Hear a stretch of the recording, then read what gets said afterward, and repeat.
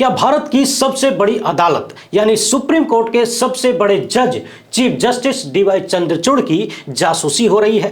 किस मामले में वो क्या फैसला देने वाले हैं? क्या इसकी जानकारी पहले से ही लीक हो जाती है और ये जासूसी चीफ जस्टिस चंद्रचूड़ की ही हो रही है या फिर पूरे के पूरे सुप्रीम कोर्ट की? और यदि जासूसी हो रही है तो फिर करवा कौन रहा है? जी हां, हाल ही में सुप्रीम कोर्ट में चीफ जस्टिस की संवैधानिक पीठ ने इलेक्टोरल बॉन्ड को लेकर ऐतिहासिक फैसला दिया है। उसके बारे में आप सबको जानकारी है, मगर अब एक आरटीआई से इसी इलेक्टोरल बॉन्ड को लेकर जो नया खुलासा हुआ है, जो आंकड़े सामने आए हैं, वो सुप्रीम कोर्ट से लेकर बड़े बड़े सत्ताधीशों को बड़े बड़े सवालों के घेरे में खड़ा करता है।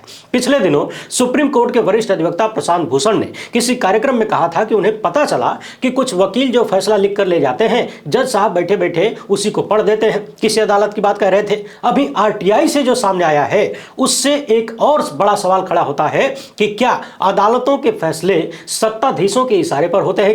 क्या जनता के मस्तिष्क को मैनेज करने के लिए भी कुछ हो रहा है या फिर सब कुछ उसी लिए हो रहा है? इलेक्टोरल बॉन्ड का मामला सुने जाने के बाद सुप्रीम कोर्ट ने फैसला सुरक्षित रखा था। इससे पहले भी हमने कई बार फैसलों को सुरक्षित रखने पर सवाल उठाया था कि इसके पीछे क्या कारण हो सकता है, लेकिन अभी आरटीआई में जो सामने आया है वो बड़ा गंभीर और खतरनाक इशारा कर रहा है। इसके साथ ही एक और मसला सामने आया है जो सिद्ध करता है कि मजा मारे फलाने जी और सजा भोगे जनता जी, यानी मजा करे भाजपा, जेब कटे आपका। आज की ये वीडियो बहुत ही महत्वपूर्ण होने वाली है। ऐसे ऐसे सवाल आपके दिमाग में घुसने वाले हैं जिनका जवाब कहीं से मिले ना मिले आप दर्शक जरूर जानते हैं। अनुरोध बस इतना है कि वीडियो को पूरा देखिएगा, दिल और दिमाग दोनों लगाकर देखिएगा, क्योंकि 2-4 सेकंड भी आगे पीछे हुए तो कहानी गड़बड़ा सकती है। लेकिन वीडियो में दिल दिमाग लगाने से पहले दिल से लाइक कर दीजिए। पहली बार देख रहे हैं तो चैनल को सब्सक्राइब करके घंटा बजाइएगा टन से। ये सब कुछ बिल्कुल फ्री होता है, तुरंत निपटा लीजिए। इसके अलावा आप सब जानते हैं कि इस तरह की खबर पर हजारों करोड़ से पाला गया गोदी मीडिया कभी चर्चा नहीं करेगा, कर भी नहीं सकता। इसलिए अपनी आवाज को मजबूत करने में हो सके तो इस चैनल को आर्थिक सहयोग भेजें, इस क्यूआर कोड या फिर मोबाइल नंबर का प्रयोग करते हुए। बहुत बहुत धन्यवाद। लूट, डकैती, फिरौती, चोरी, बदमाशी, कालाधन, मनी लॉन्ड्रिंग, फ्रॉड, धोखा, जालसाजी, ऐसे जितने भी नाम कुकर्मों को साबित करते हैं उन सब को अपने दिमाग में रख लीजिए, क्योंकि इन सब का मिश्रण मोदी सरकार के इस एक योजना के भीतर मिल जाएगा जिसका नाम है इलेक्टोरल बॉन्ड। और इस भयंकर फ्रॉड वाली योजना को भक्तों के भगवान ने पारदर्शिता लाने वाली योजना बताया था। भक्तों के भगवान पर थोड़ी देर बाद तगड़ी वाली चर्चा करेंगे। फिलहाल उनकी इस फ्रॉड वाली योजना की नई फ्रॉड स्टोरी पर बात करते हैं। आगे की बातों को जरा ध्यान से सुनिएगा। साल 2017-18 में उस वक्त की मोदी सरकार ने इलेक्टोरल बॉन्ड नाम से एक योजना लॉन्च की। इसके तहत व्यवस्था बनाई गई कि किसी भी राजनीतिक दल को कोई भी कंपनी या कोई भी व्यक्ति, कोई भी धन्ना सेठ जितना चाहे अथाह पैसा दान कर सकता है। सबसे बड़ी बात यह थी कि दानकर्ता के बारे में किसी को कोई जानकारी नहीं दी जाएगी। आरटीआई लगाने पर भी कोई जानकारी नहीं मिलेगी। यानी पाकिस्तान में बैठा कोई आतंकवादी संगठन यदि किसी भारत के राजनीतिक दल को चंदा दे रहा है तो भी आपको पता नहीं चलेगा। गोदी मीडिया के अनुसार दुबई में बैठा हुआ दाऊद भी यदि भाजपा को चंदा दे रहा है या फिर किसी भी पार्टी को चंदा दे रहा है तो आपको पता नहीं चलेगा। आए दिन भारत के साथ दुश्मनी साबित करने वाले चीन से भी यदि किसी भारत की राजनीतिक दल को करोड़ों अरबों रुपए दिया जा रहा है तो भी किसी को पता न चले। और बेशर्मी की हद तो देखिए, मोदी सरकार के वकील ने तो सुप्रीम कोर्ट में चढ़ के बोल दिया कि किस पार्टी को कहां से कितना चंदा मिल रहा है यह जानने का अधिकार इस देश की जनता को नहीं है। मोदी सरकार का वो वकील जिसके जूते से लेकर अंडरवियर और बाल के शैंपू तक का खर्च इस देश की जनता उठाती है, वो सुप्रीम कोर्ट में भरी अदालत में इस देश की जनता को ही लात मार के किनारे कर देता है, क्योंकि नरेंद्र मोदी की इस डकैती को, इस फ्रॉड को छुपाना था। बहरहाल इस मामले पर सालों बाद सुप्रीम कोर्ट में सुनवाई हुई। इसके बाद सुप्रीम कोर्ट ने इसे असंवैधानिक कह दिया। सुप्रीम कोर्ट में 5 जजों की संवैधानिक पीठ ने, जिसके मुखिया सीजेआई डीवाई चंद्रचूड़ थे, मोदी सरकार की सबसे बड़ी चोरी पकड़ ली और देश के सामने रख दिया। कह दिया कि पिछले 15 दिनों में जो भी इलेक्टोरल बॉन्ड आए हैं या और भुनाया नहीं गया है उन्हें लौटाना होगा। और हाल फिलहाल में 3 हफ्तों के भीतर जिन्होंने भी इलेक्टोरल बॉन्ड खरीदा उनकी जानकारी दी जाए। इस मसले पर हाल ही में पूर्व चुनाव आयुक्त एसवाई कुरैशी ने ने कुछ सवाल भी उठाए। उन्होंने कहा कि भारतीय लोकतंत्र के लिए यह सबसे बड़ा या फिर बेहद महत्वपूर्ण मामला था। सुप्रीम कोर्ट को कम से कम इतना समय तो नहीं लगाना चाहिए था, ध्यान रखना चाहिए था इसका कि ऐसे महत्वपूर्ण मामले में इतने साल तक की देरी न की जाए, लटका कर न रखा जाए। जब से यह मामला सुप्रीम कोर्ट में लटका पड़ा था, तब से लेकर अब तक तो न जाने कितने 100 या 1000 करोड़ इधर उधर हो गए। ध्यान रखिएगा, यह बात पूर्व चुनाव आयुक्त की है। उन्होंने यह भी कहा कि पहले तो 20,000 रुपए की भी जानकारी चुनाव आयोग को देनी पड़ती थी, लेकिन मोदी सरकार ने यह जो नया तंत्र बनाया उसमें यदि कोई 2 करोड़ या 20 करोड़ या 200 करोड़ भी देता है तो पता नहीं चलेगा। यहां एक बात और सुनने वाली है, इस व्यवस्था को जब लाया गया था तब से ही यदि आप ध्यान देंगे तो पता चलेगा कि शुरुआत ही फ्रॉड के रूप में हुई थी। लगातार एक के बाद एक झूठ बोला जाता रहा, अलग अलग माध्यमों से झूठ बोला जाता रहा। हालांकि जब देश के प्रधानमंत्री खुद ही दिन रात झूठ बोलते हो, बेमतलब झूठ बोलते हो, तो उनके कार्यों में सच्चाई कहां से मिलेगी, आप समझ ही सकते हैं। चोरी छुपे अचानक इस व्यवस्था को लागू किया गया, जबकि चुनाव आयोग से लेकर रिजर्व बैंक तक ने इस पर सवाल उठाए थे। कहा था कि यह सब लोकतंत्र के लिए ठीक नहीं है, पारदर्शिता खत्म हो जाएगी। मगर चूंकि नरेंद्र मोदी कह रहे थे कि इससे पारदर्शिता आएगी, तो फिर देश के गोदी मीडिया ने चिल्ला चिल्ला कर हर एक व्यक्ति के दिमाग में यही ठूस दिया कि इससे पारदर्शिता आएगी। बाकी तो आप जानते ही हैं, भक्त लॉबी का इनपुट और आउटपुट बंद किया जा चुका है, उनकी सोचने विचारने की क्षमता को समाप्त किया जा चुका है। किसी की गर्दन काट कर भी यदि फलाने कह दें कि मैं तो इसे जीवन दान दे रहा हूं, इसकी उम्र बढ़ा रहा हूं, तो भक्त जोर जोर से चिल्लाएगा कि हाँ हाँ फलाने कह रहे हैं तो सही होगा। वही मामला यहां भी है। बहरहाल अब जरा नई आरटीआई में जो खुलासा हुआ है उस पर ध्यान दीजिए। इलेक्टोरल बॉन्ड से संबंधित याचिकाओं पर 2 नवंबर 2023 को सुप्रीम कोर्ट में सुनवाई पूरी हो गई थी और सुप्रीम कोर्ट ने फैसला सुरक्षित रख लिया था। आगे की कहानी को जरा ध्यान से सुनिएगा। कमोडोर लोकेश के बत्रा द्वारा एक आरटीआई दायर की गई थी, जिसके बाद वित्त मंत्रालय के आर्थिक मामलों के विभाग ने कुछ जानकारी दी है। हमने बताया कि नवंबर की शुरुआत में ही इलेक्टोरल बॉन्ड के मसले पर सुप्रीम कोर्ट में सुनवाई पूरी कर ली गई थी, फैसला सुरक्षित हो रखा गया था। अब इस आरटीआई में यह खुलासा हुआ है कि 29 दिसंबर 2023 से लेकर 15 फरवरी 2024 तक, यानी जिस दिन यह फैसला सुप्रीम कोर्ट ने दिया तब तक, यानी मोटा मोटी 1.5 महीने के भीतर ही मोदी सरकार ने 8,350 करोड़ रुपए के मूल्य के बॉन्ड छापे। यानी 1-1 करोड़ के 8,350 बॉन्ड मोदी सरकार ने मात्र 1.5 महीने के भीतर ही छाप दिया। जबकि इलेक्टोरल बॉन्ड की व्यवस्था जब से लागू हुई, यानी साल 2018 से लेकर अब तक, जब तक सुप्रीम कोर्ट ने इसको रद्द नहीं कर दिया, तब तक इसी मोदी सरकार ने कुल मिलाकर 35,660 करोड़ के बॉन्ड ही छापे थे। इसमें 33,000 बॉन्ड 1-1 करोड़ के थे और 10 लाख के 26,600 बॉन्ड शामिल थे। जरा आंकड़ों को ध्यान से सुनिएगा।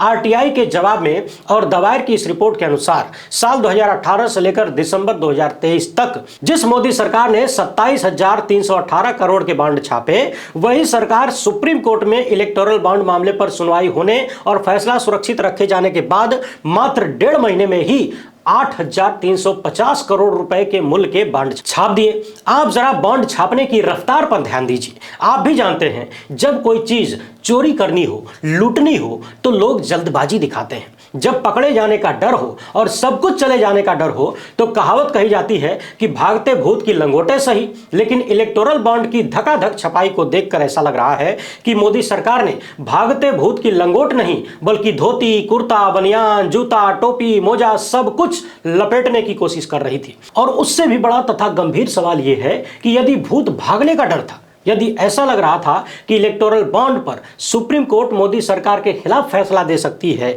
इस व्यवस्था को पलटा जा सकता है, तो फिर इसकी जानकारी सरकार को कैसे लगी? यानी सुप्रीम कोर्ट इलेक्टोरल बॉन्ड के मामले पर सुनवाई करके फैसला सुरक्षित रख चुका है, तो इस फैसले में क्या है?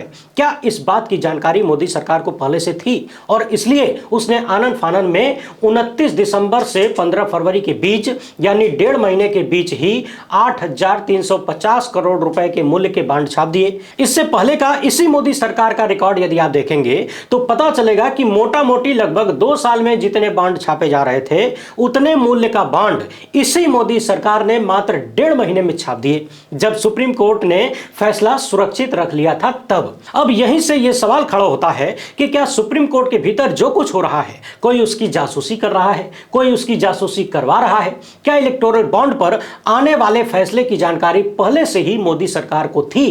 क्या मोदी सत्ता को यह मालूम था कि इलेक्टोरल बॉन्ड की कहानी पलटने वाली है, चोरी पकड़ी जाने वाली है, जल्द ही लूट की यह दुकान, फ्रॉड की यह दुकान बंद हो जाएगी? तो इससे पहले कि दुकान बंद हो जाए, जितना लूट सकते हैं लूट लिया जाए। और उससे भी बड़ा सवाल, जैसा कि पिछले दिनों सुप्रीम कोर्ट के ही वरिष्ठ अधिवक्ता प्रशांत भूषण, जो कि इलेक्टोरल बॉन्ड के मामले में भी लड़ाई लड़ रहे थे, उन्होंने कहा था कि कुछ लोग बताते हैं कि कुछ वकील जो फैसला लिखकर ले जाते हैं, अदालत में जज साहब बैठे बिठाए वही फैसला पढ़ देते हैं। किसी अन्य मामले में कुछ करोड़ में फैसला पलटने की भी बात उन्होंने कही थी। मगर यहां सवाल यह है कि क्या सुप्रीम कोर्ट तक के फैसले किसी सत्ता के इशारे पर होते हैं क्या, या फिर हो सकते हैं क्या? लोग लगातार सवाल कर रहे हैं कि बीच बीच में अदालतों से कुछ न कुछ ऐसा निकल जाता है या निकाल दिया जाता है, नहीं कुछ तो जबानी रूप से ही कुछ ऐसा बोल दिया जाता है ताकि जनता को भरोसा रहे, यकीन रहे कि सुप्रीम कोर्ट और न्यायपालिका नाम की भी कोई चीज इस देश में है। वीडियो में अंत तक बने रहिएगा। आखिर में मैं 5 सवाल आपके सामने रखूंगा, उन 5 सवालों के जवाब हर एक भक्त को पकड़ पकड़ के पूछिएगा। बात हो रही थी सुप्रीम कोर्ट की और फैसलों की, और यहीं से एक और महत्वपूर्ण सवाल पैदा होता है कि फैसले सुरक्षित रखने का क्या मतलब होता है। यहां एक बात मैं स्पष्ट करना चाहता हूं, मैं अपने देश की न्यायपालिका पर सवाल नहीं उठा रहा हूं। मैं नहीं चाहता कि इस देश का कोई भी नागरिक हमारी न्यायपालिका को संदेह की नजर से देखे, मगर इसके बावजूद हाल ही में हमारे देश के सुप्रीम कोर्ट के सबसे बड़े जज यानी चीफ जस्टिस डीवाई चंद्रचूड़ ने ही कहा है कि हम सही इसलिए हैं क्योंकि हम ही आखिरी हैं, हम आखिरी इसलिए नहीं हैं कि हम सही हैं। यानी सुप्रीम कोर्ट से भी कुछ मामलों में ऊपर नीचे हो सकता है, और उन्होंने यह भी कहा कि हम पर भी चर्चा हो सकती है। तो सवाल यह उठता है कि फैसला होने के बाद ये जो सुरक्षित रखने का, और 1-2 दिन नहीं महीनों महीनों तक सुरक्षित रखने का जो ट्रेंड है, इसका क्या मतलब होता है? आप खुद ही सोचिए, नवंबर महीने की शुरुआत में ही इलेक्टोरल बॉन्ड के मसले पर सुनवाई पूरी हो चुकी थी, फैसला सुरक्षित रखा गया, और जब तक फैसला सुनाया गया उसी बीच नरेंद्र मोदी के नेतृत्व में मोदी सरकार ने पिछले 6 सालों का रिकॉर्ड तोड़ते हुए जो काम 2 साल में करती थी वो 1.5 महीने में ही कर दिया, और 8,350 करोड़ रुपए के मूल्य का बॉन्ड छाप दिया।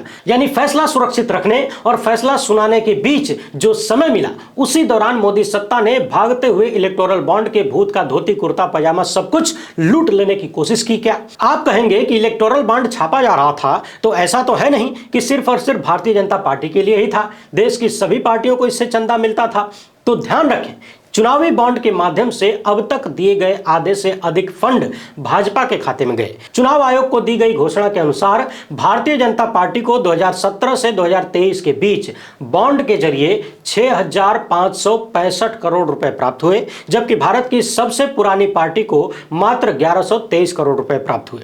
और आज ही बीबीसी की यह report association for democratic reforms की तरफ से छापी गई है। इसमें बताया गया है कि साल 2022-23 में 6 राष्ट्रीय राजनीतिक दलों ने अपनी कुल आय को घोषित किया है, और इन 6 पार्टियों की कुल आय मिलाकर 3,077 करोड़ रुपए होती है। फिर से सुन लीजिए, भारत की 6 राष्ट्रीय पार्टियों की कुल एक साल की आय, साल 2022-23 की आय 3,077 करोड़ रुपए हुई है जो इन्हें मिला है, और इसमें से लगभग 2,361 करोड़ रुपए खाली बीजेपी के हैं। यानी बकिया लगभग 700 करोड़ में 5 पार्टियां आ जाती हैं, और बीजेपी अकेले 3,077 में से 2,361 करोड़ रुपए की मालिक बन जाती है। यानी कि साल 2022-23 में 6 राष्ट्रीय दलों की कुल आय का 76.7% हिस्सा केवल और केवल बीजेपी को मिला, और यहां भी कांग्रेस को मात्र 452 करोड़ रुपया मिलता है, जो कि दूसरे नंबर पर है कमाई के मामले में। पिछले साल भारतीय जनता पार्टी को 1,917 करोड़ रुपया मिला था। एक साल बाद ही बीजेपी की कमाई जबरदस्त तरीके से बढ़ गई, 2,360 करोड़ से अधिक हो गई। आपकी कितनी बढ़ी पता लगाते रहिए एक साल में। यानी बात साफ है कि मोदी सरकार ने फैसला सुरक्षित रखने और फैसला सुनाने के बीच जो समय मिला, उसमें भर भर के बॉन्ड अपने फायदे के लिए छापा होगा, अपने ही फायदे के लिए छापा होगा। अन्य पार्टियों या लोकतंत्र के फायदे का कितना काम यह सरकार करती आई है, आप सबके सामने है। तो सबसे बड़ा सवाल यह है कि क्या फैसलों को सुरक्षित रख के ऐसे मामलों में सत्ताधीशों को समय दिया जाता है? यानी एक पंथ दो काज, एक तरफ बच जाए न्यायपालिका की लाज, दूसरी तरफ बना रहे सत्ता का ताज। मामला बिल्किस बानो का हो या फिर इलेक्टोरल बॉन्ड का, यह सवाल बार बार दिमाग में आता है कि आखिर फैसलों को सुरक्षित रखने के पीछे कारण क्या हो सकता है। कुछ लोग यह भी कह सकते हैं कि फैसला होने में, इसके बाद लिखने पढ़ने में, तैयार करने में समय लग जाता है। इस बात को यदि मान भी ले तो भी कितना समय लग जाता है? अगर एक मामले पर फैसला तैयार करने में लगभग 3.5 महीना लगेगा, तब तो इस हिसाब से हमारे देश की अदालतों में, खासकर सुप्रीम कोर्ट में जितने मामले लंबित हैं, उनको निपटाने में कई हजार साल लग जाएंगे। अभी एक और मामला सामने आया है, उसको भी सुन लीजिए। अब जब इलेक्टोरल बॉन्ड की स्कीम लाई गई तो बॉन्ड की छपाई होगी, बॉन्ड को छापने में खर्चा भी होगा, और जो बैंक बॉन्ड को खरीदेगा, बेचेगा, तमाम ट्रांजैक्शन करेगा, उसको भी तो खर्चा चाहिए, कमीशन चाहिए। तो फिर जरा ध्यान से सुनिए, यहां खेल वही है कि मजा करे भाजपा, खर्चा लगे आपका, जेब कटे आपका। आरटीआई के जवाब में यह भी पता चला है कि चुनावी बॉन्ड के कमीशन और छपाई पर सरकार ने 13.94 करोड़ यानी मोटा मोटी 14 करोड़ रुपया खर्च किया। जबकि इस योजना के तहत जिस बैंक को सारा कार्यभार दिया गया था, यानी state bank of India, SBI ने योजना शुरू होने के बाद 30 चरणों में इसकी बिक्री के लिए कमीशन के रूप में जीएसटी सहित 12 करोड़ से अधिक रुपया वसूला। अब यहां सबसे ज्यादा शर्मनाक बात यह है कि कोई भी कमीशन या जीएसटी दानदाताओं या राजनीतिक दलों से नहीं लिया गया।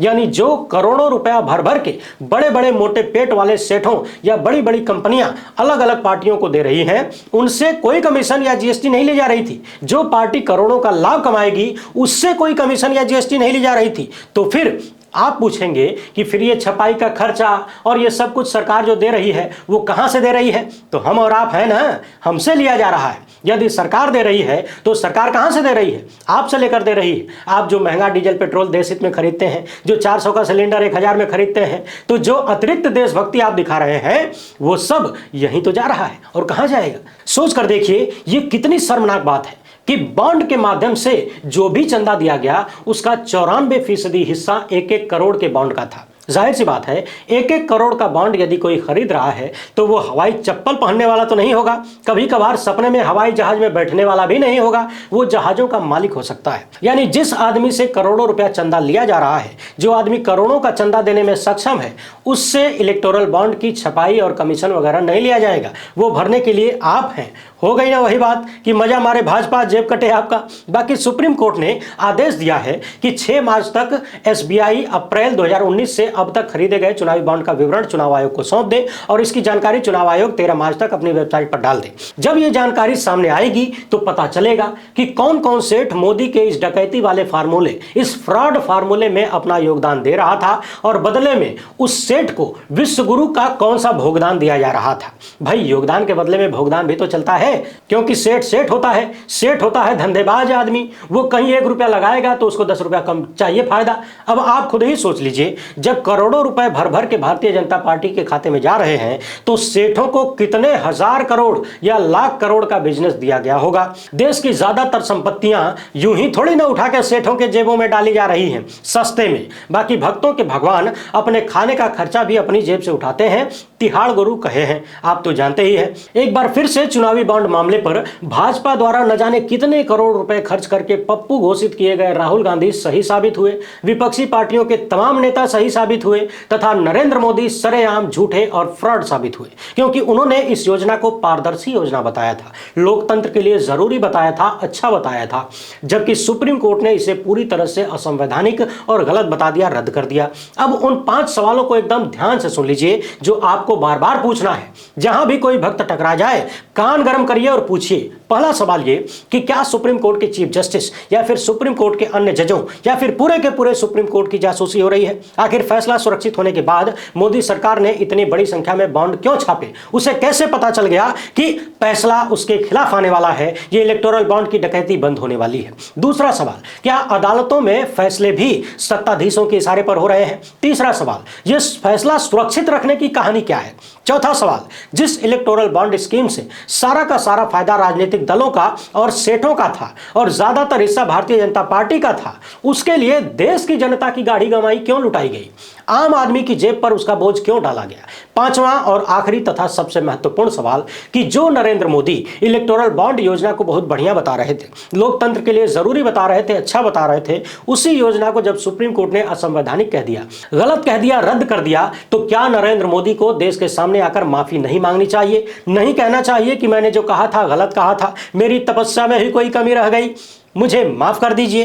क्या गोदी मीडिया को यह सवाल बार बार नहीं दोहराना चाहिए? हालांकि गोदी मीडिया से आप ऐसी उम्मीद सपने में भी नहीं कर सकते। बाकी बहुत जल्द मैं इस तरह के कई और सारे बड़े फ्रॉड एक साथ एक वीडियो में आपके सामने रखूंगा। भक्तों को जरूर दिखाया करिए, ये हर एक जागरूक नागरिक की जिम्मेदारी है। और उससे भी बड़ी जिम्मेदारी यह है कि आज के वक्त में सबसे ज्यादा ताकत यदि किसी के पास है तो वो है आप। आपकी उंगलियों का प्रयोग करिए, सवाल पूछने और हकीकत सामने लाने वालों का वीडियो ज्यादा से ज्यादा शेयर किया करिए, पूरा देखा करिए। लाइक करना बहुत जरूरी होता है। चैनल को सब्सक्राइब करके घंटा भी बजाया करिए, क्योंकि सोशल मीडिया ही अब एकमात्र माध्यम बचा है, उसमें भी खाली यूट्यूब ही थोड़ी बहुत बचा है। ट्विटर की कहानी पिछले दिनों आपके सामने रखा ही था मैंने, खुद ट्विटर ही बता रहा है कि मोदी सरकार आईटी एक्ट का प्रयोग करके आदेश दे रही है कि किसानों से संबंधित ट्वीट हटा दो। फेसबुक की हालत क्या है आप सब जानते ही हैं। हाल ही में खबर आई थी कि तेज तर्रार पत्रकार नवीन कुमार का फेसबुक पेज हटा दिया गया है। यूट्यूब पर भी भीतर कौन कौन से लेवल पर खेल चल रहा होगा हमको पता नहीं है। पिछले कुछ दिनों से हमारे चैनल के व्यूज भी काफी कम हो चुके हैं। ऐसे में आपके साथ की आवश्यकता है, अपनी जिम्मेदारी निभाएं। हमें दीजिए इजाजत, फिलहाल इतना ही। हमसे जुड़ने के लिए बहुत बहुत धन्यवाद। जय हिंद।